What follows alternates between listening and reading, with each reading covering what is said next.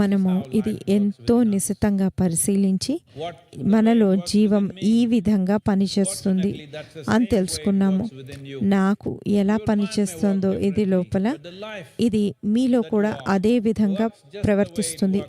మీ మనస్సు వేరేగా ఉండొచ్చు, కానీ ఏదైతే మీలో ఉన్న జీవం ఉందో అది అన్నింటితోనూ ఒక్కటిగానే ఉంది. ఇది అందరి మనుషులకి, ప్రతి పక్షికి, పురుగుకి, జంతువుకి, అన్నింటికీ ఇదే వర్తిస్తుంది. సనాతన ధర్మం అంటే ఇదే. ఏదైతే జీవన ప్రక్రియను నిర్ణయిస్తుందో అది కేవలం అది ఈ దేశానికి లేదా హిందూ అనేవారికి మాత్రమే కాదు, ఇది ఈ భూమి మీద ఉన్న ప్రతి ఒక్కరికి సంబంధించింది. ఇది ఎందుకలా అందరికీ వర్తిస్తుంది అంటే ఇది అన్ని రకాల వారికి వర్తిస్తుంది. ఈ భూమి మీద అన్ని జీవరాశులకు ఇందులో భాగంగా ఎన్నో జరిగాయి. మీరు ఒక చిన్న అడుగు ఈ మార్గంలో తీసుకోవాలనుకుంటే మీలో ఎంతమంది ఈ చిన్న అడుగు తీసుకుందాం అనుకుంటున్నారు? మీరు పెద్దవాళ్ళ, చిన్నవాళ్ళ?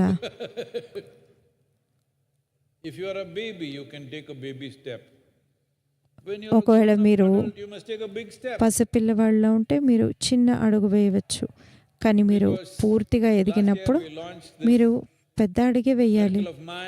ఎందుకంటే మేము కిందటి సంవత్సరం మిరాకిల్ ఆఫ్ మైండ్ లాంచ్ చేశాము.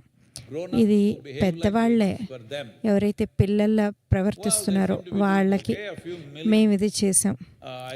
సరే, వాళ్ళు బాగానే ఉన్నట్టున్నారు, నాకు ఎంతో తెలియదు, కానీ 238 దేశాల వారు ఈ యాప్ని డౌన్లోడ్ చేసుకున్నారు. ఎన్నో లక్షల 21 లక్షల మిలియన్ మెడిటేషన్లు జరిగాయి. 4.5 బిలియన్ మంది ఉన్నారు. ఇక వాళ్ళేమో చిన్న చిన్న అడుగులే తీసుకుంటున్నారు. అందుకని మనము ఈ సంవత్సరము ఇన్నర్ ఇంజనీరింగ్ ఆన్లైన్ ఫ్రీగా అందిస్తున్నాం. నా దగ్గర డబ్బులు లేవు సద్గురు, నా దగ్గర డబ్బులు లేవు అనే వారికి ఇది ఫ్రీ. కాకపోతే మీరు ఇప్పుడు చేయండి, 3 రోజుల్లో మీరు రిజిస్టర్ చేసుకొని ఇది జరిగేలా చేయండి. ఇది మీకు ఎందుకు ఉచితంగా అందిస్తున్నామంటే విజ్ఞానం అనేది ప్రజల్లో ఉండాలి, అంతేగాని విజ్ఞానాన్ని పుస్తకాల్లోనూ ఎవరి తలల్లోనూ ఉండకూడదు. ఇది ప్రతి వారి జీవితంలోనూ ఉండాలి. ఆధ్యాత్మికపరమైన జ్ఞానం ఈ విధంగానే ఉండాలి. ఆధ్యాత్మికత అనేది ప్రపంచంలో ఏదో కొద్దిపాటిగా ఉంది అన్నట్టుగా ఉండకూడదు. ప్రపంచంలో ఎలా అయితే శ్వాస ఉంటుందో ఆ విధంగా ఉండాలి.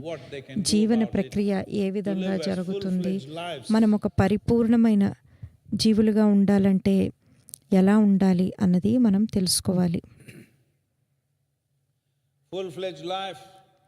పరిపూర్ణమైన జీవం అంటే